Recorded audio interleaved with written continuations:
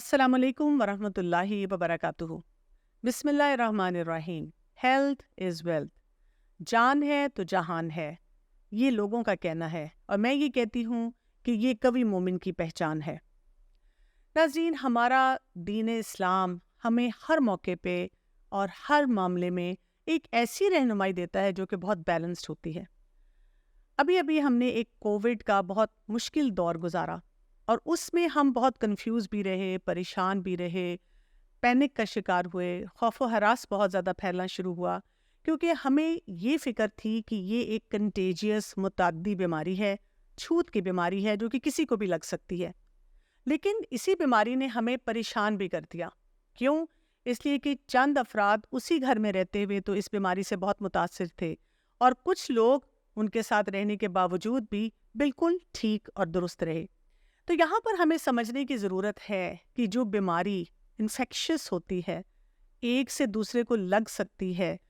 اس میں ہمیں کیا معلوم ہونا چاہیے، کیونکہ اکثر اوقات اگر ہمیں پتہ چلتا ہے کسی کو چکن پاکس ہے، میزلز ہے، ممپس ہے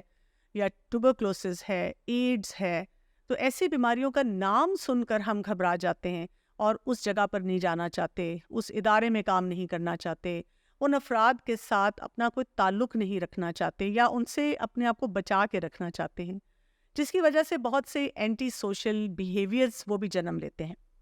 اگر ہم تھوڑا سا ہسٹری میں جائیں اور ہم دیکھیں تو ہپوکریٹس نے پہلی دفعہ یہ کانسیپٹ دیا تھا کہ 4 ایلیمنٹس ہیں جن کا جب ڈس بیلنس ہوتا ہے تو اس کی وجہ سے یہ بیماریاں ہوتی ہیں، جس میں انہوں نے کہا کہ ایک یلو اور بلیک بائل ہوتا ہے، اسی طرح سے یہ بلغم ہوتا ہے اور اس کے علاوہ بلڈ ہے، خون ہے، اور انہی کے مختلف کمبینیشنز کی وجہ سے بیماریاں ہوتی ہیں۔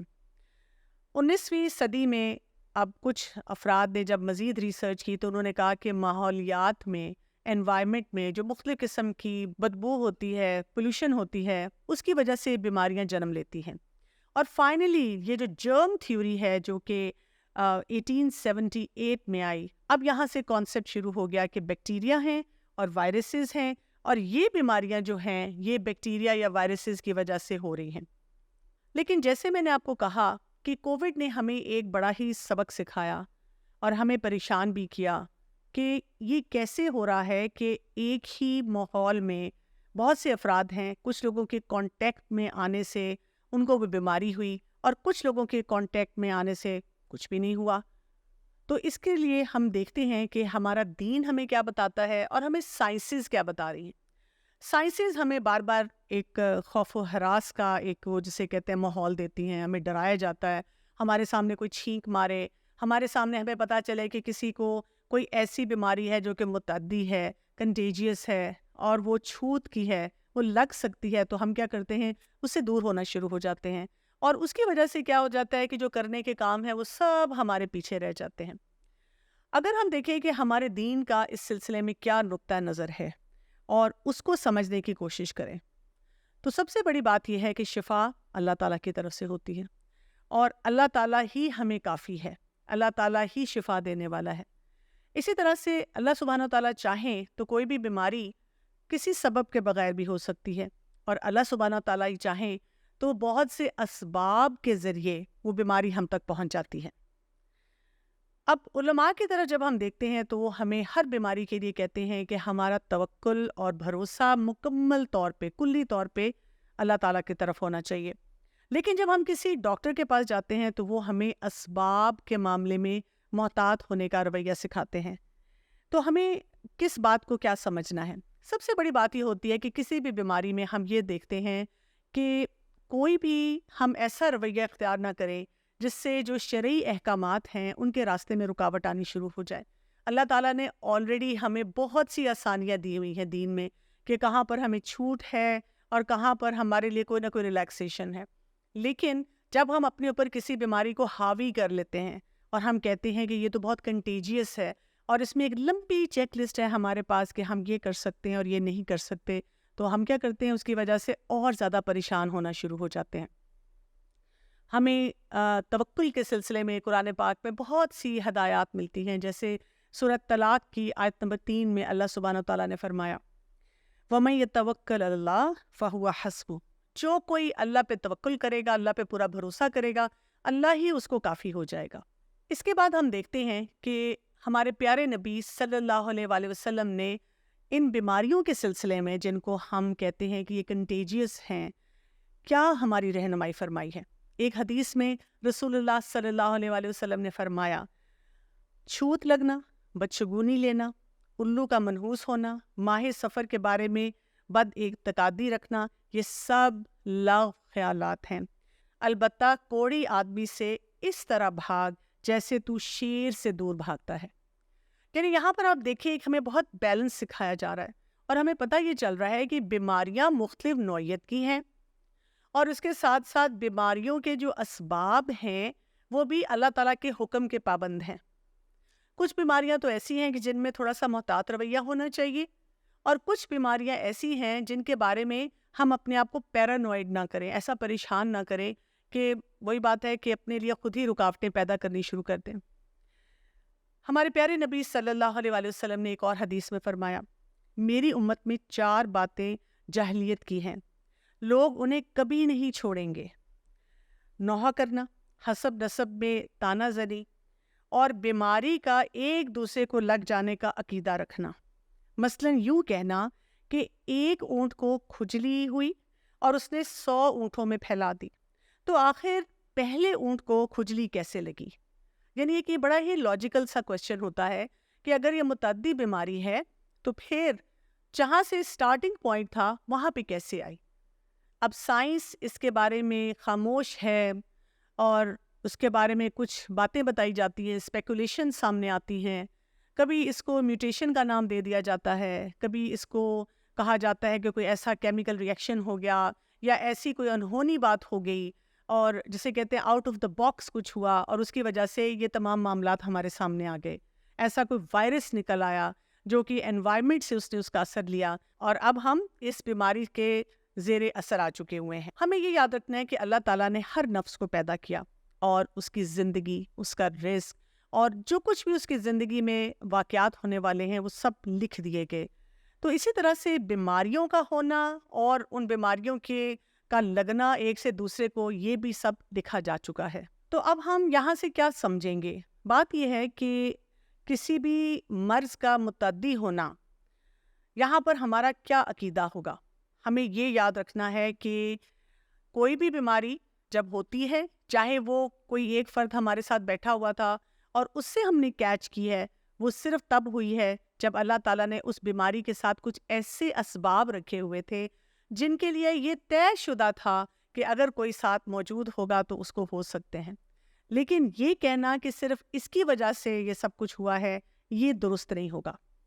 اب یہاں پر پھر ایک اور بات بھی انسان کے ذہن میں آتی ہے، تو پھر کیا کریں؟ اگر ہمارا دین کہتا ہے کہ کوئی بیماری بھی متعدی نہیں ہے، کنٹیجس نہیں ہے، تو پھر تو ہمیں کوئی مسئلہ ہی نہیں ہے، پھر ہم ہر ایک کے ساتھ ملیں، گھومیں پھریں، لائف کو انجوائے کریں۔ نہیں، ایسی بات نہیں ہے۔ ہمارا دین بہت بیلنس دین ہے۔ ہمیں بتایا گیا ہے کہ ہمیں احتیاط کے ساتھ اور محتاط رویے کے ساتھ اپنی زندگی کو گزارنا چاہیے۔ یعنی آپ دیکھیں کہ جو بیمار کے لیے اصول یا کسی بیماری کے لیے جو اصول ہیں،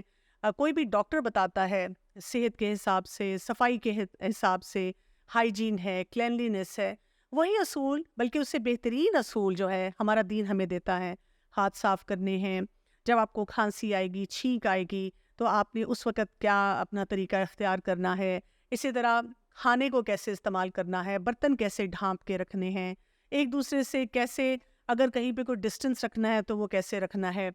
اور اس کے ساتھ ساتھ ہمیں یہ بھی بتایا گیا ہے کہ اگر کوئی مریض ہے، کوئی واقعی بیمار ہے، تو ہم نے اس کا خیال بھی رکھنا ہے، یہ سوچ کے کہ اس کی یہ بیماری مجھے لگ سکتی ہے، یہ چھوت کی بیماری ہے۔ ہم یہ نہیں کر سکتے کہ اپنے پیاروں کو الگ کمروں میں بند کر دیں اور ان کا خیال ہی نہ رکھیں، اور ان کے لیے جو کچھ کیئر چاہیے ہے وہ ان کو پرووائڈ نہ کریں۔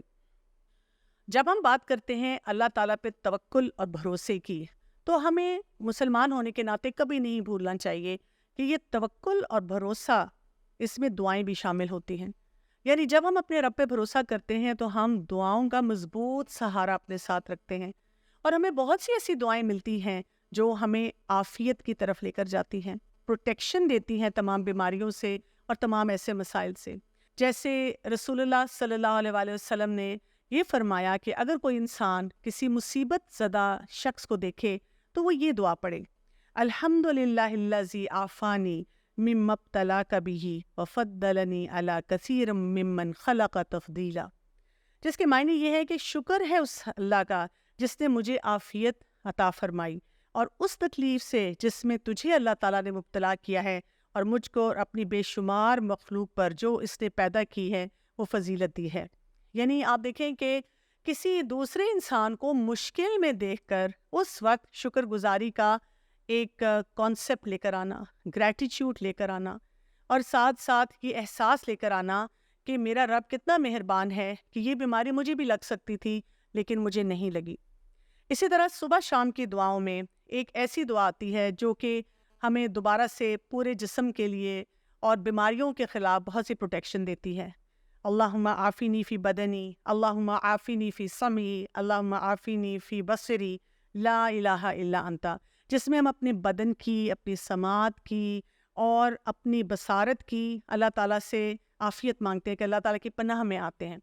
تو یہ دعائیں جو ہیں یہ ہم سب کو پڑھتے رہنا چاہیے، اپنے بچوں کو سکھانا چاہیے، اپنے گھر کے افراد کو سکھانا چاہیے، اپنے بچوں کو سکھانا چاہیے، اپنے گھر کے افراد کو سکھانا چاہیے، اور اسی طرح جب ہم کسی بیمار کو ملنے جاتے ہیں تو پھر وہاں پر ہمیں جو مسنون دم ہوتا ہے سورہ الفاتحہ کے ساتھ وہ بھی کرنا چاہیے۔ تو بات کی سمجھ آتی ہے کہ ہمارا دین ایک ہولسٹک اپروچ کی طرف جاتا ہے۔ ہمارا دین ہمیں یہ بتاتا ہے کہ اصل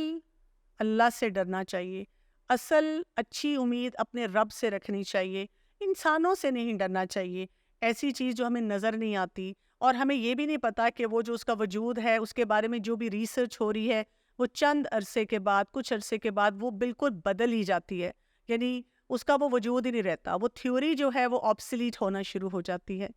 تو ہمیں کیا کرنا ہے؟ ہمیں یہ کرنا ہے کہ اپنے رب سے کنیکٹ ہونا ہے اور اسباب کو اختیار کرنا ہے، لیکن مکمل توکل اور بھروسہ اپنے رب پر ہی رکھنا ہے۔ تو جب بھی کوئی کنٹیجیس بیماری ہمارے سامنے آتی ہے، ہمارے کسی گھر کے فرد کو ہوتی ہے یا ہم میں سے کسی کو کوئی ایسی چھوت کی بیماری ہو جاتی ہے تو اس کا رویہ تو اس وقت ہم کیا کریں گے؟ سب سے پہلی بات تو یہ کہ ہم سنت کے مطابق اپنی زندگی کو گزاریں گے، یعنی بیماری سے بچنے کے لیے بھی اور کوئی بیماری اگر ہو جاتی ہے تو اس وقت بھی۔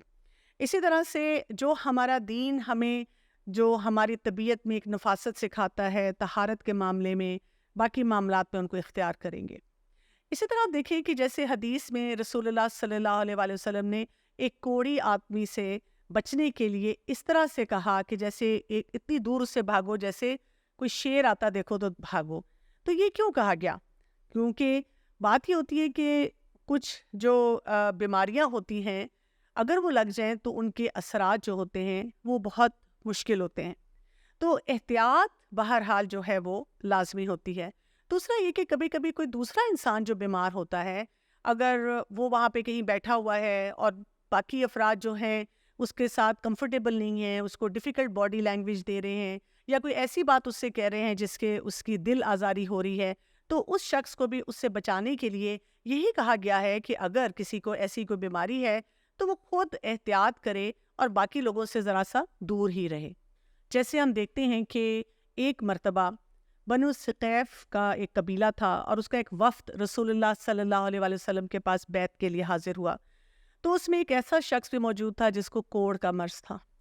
تو جب اس نے آنا چاہا تو آپ صلی اللہ علیہ وآلہ وسلم نے اسے پیغام بھیج دیا کہ آپ کی بیعت جو ہے اس کو ایکسیپٹ کر لیا گیا ہے اور آپ نہ آئیں۔ اب اس شخص کو کیوں روکا گیا؟ ظاہر ہے ایک تو اگر وہ تکلیف میں ہے اور اس کو یہاں پہ آنا پڑے گا تو اس کی تکلیف بڑھ سکتی ہے، اسی طرح سے اس کو کسی قسم کی شرمندگی کے یا احساس کمتری کے احساس سے بچانے کے لیے بھی اس کو روک دیا گیا۔ تو کہنے کا مطلب یہ ہے کہ اگر کبھی ہمیں لگے کہ کسی شخص کو کوئی تکلیف ہے تو ہم یہ تو نہ سوچیں اور اس وجہ سے ہم پریشان نہ ہوں کہ شاید یہ والی بیماری مجھ تک بھی پہنچ جائے گی، لیکن اس کی بہتری کے لیے اور اوورآل ایک بچت کے لیے جو ہے، جو اسباب کے لیے ہمیں کہا گیا ہے، تو ہم ایسے شخص کو روک بھی سکتے ہیں۔ یہاں سے ہم ایک اور بھی نقطے کی طرف بڑھیں گے اور وہ یہ ہے کہ ہمارے دین میں بہت ہمیں کلیئرٹی سے یہ بھی بتایا گیا ہے کہ اگر کسی جگہ کوئی وبا پھیلتی ہے تو جو باہر کے افراد ہیں وہ اس علاقے میں نہ جائیں اور جو اس علاقے میں موجود لوگ ہیں وہ وہاں سے باہر نہ آئیں۔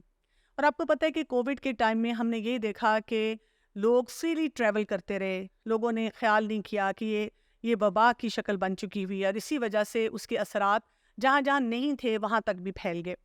اس سلسلے میں ایک بڑا مشہور واقعہ آتا ہے جو کہ عمر رضی اللہ عنہ کے خلافت کے دور میں تھا، اور اس ٹائم پہ ہم یہ دیکھتے ہیں کہ وہاں پر بہت سی فوجیں گئی ہوئی تھیں، عراق، شام، مصر، اور وہاں پہ طاعون کی بیماری جو تھی وہ پھیل گئی۔ عمر رضی اللہ عنہ کو جب اس بات کا پتہ چلا تو وہ اپنی افواج کا حوصلہ بڑھانے کے لیے ان علاقوں کی طرف بڑھے۔ جب ایک مقام پہ پہنچے اور وہاں پر ابو عبیدہ بن جراح رضی اللہ عنہ نے ان کو ویلکم کیا، لیکن یہاں پر صحابہ نے عمر رضی اللہ عنہ کو روکا اور ان کو یہی حدیث بتائی کہ رسول اللہ صلی اللہ علیہ وسلم نے وبا جہاں پہ ہو وہاں جانے اور وہاں سے نکلنے کو منع فرمایا ہے۔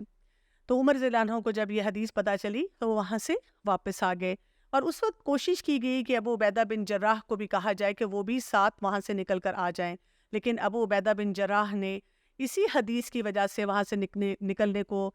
جو ہے اوائڈ کیا، اور ہمیں پتہ ہے کہ وہیں پر وہ پھر اس وبا کے دوران ہی فوت ہو گئے، اور بھی بہت سے صحابہ اکرام جو تھے وہاں پر اس وبا کی وجہ سے فوت ہوئے، لیکن جب ان کے پاس کوئی اپرچونٹی تھا بھی تو انہوں نے اس کو اختیار نہیں کیا۔ تو بات میں یہی پہ ختم کروں گی کہ جب ہم سائنسز کی بات کر رہے ہیں اور ساتھ ساتھ ہم اپنے دین کی بات کر رہے ہیں تو ان میں کوئی کلیش نہیں ہے، یعنی یہ نہیں ہونا چاہیے کہ یہ ویڈیو دیکھ کر یا ان احادیث کا حوالہ دے کر کوئی بھی شخص ایک قسم کی بحث چھیڑ دے اور یہ کہے کہ یہ درست نہیں یا یہ درست نہیں۔ ہم سب کا ایک ہی طریقہ کار ہونا چاہیے۔ ہم سب مانتے ہیں، چاہے ہم سائنس پڑھے ہوئے لوگ ہیں یا دین پڑھے ہوئے لوگ ہیں، کہ ہمارے دین میں ہمیں کلیئرٹی سے بتایا گیا ہے کہ ڈرنا نہیں ہے، اس لیے کہ کوئی بھی بیماری کنٹیجیس نہیں ہوتی ہے، چھوت کی نہیں ہوتی ہے، صرف وہ تب آپ کو افیکٹ کرے گی جب اللہ تعالیٰ نے وہ اسباب کے طور پہ اس میں رکھ دیا ہے کہ وہ بیماری آپ تک پہنچنی ہے۔ ہاں، ہمیں یہ ضرور کرنا ہے کہ اپنی امیونٹی پہ بھی ورک کرنا ہے، اور جو احتیاطی تدابیر ہیں ان کو بھی اختیار کرنا ہے، اور اسی طرح سے جو اسلام کے احکامات ہیں ان کو پڑھنا ہے، سمجھنا ہے، اور جو سائنسز ہمیں بتا رہی ہیں اس کے ساتھ کنیکٹ کر کے دیکھنا ہے کہ کہاں پر کوئی بیلنس ہے جس کے ذریعے ہم اپنے دین کی بات کو مسترد نہ کریں، اور جو ہمیں ڈاکٹر صحیح ایڈوائز کرتے ہیں اس پر بھی عمل کریں۔ السلام علیکم ورحمۃ اللہ وبرکاتہ۔